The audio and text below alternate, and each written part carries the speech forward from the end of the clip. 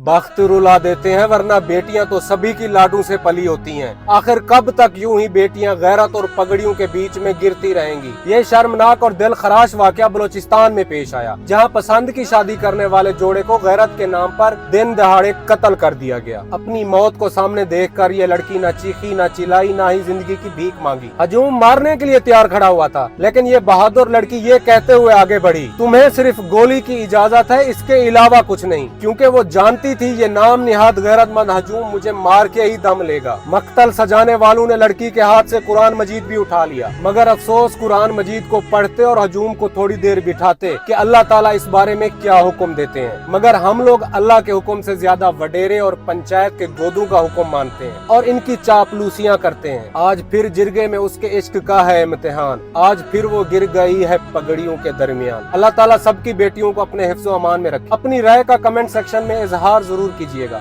That's it.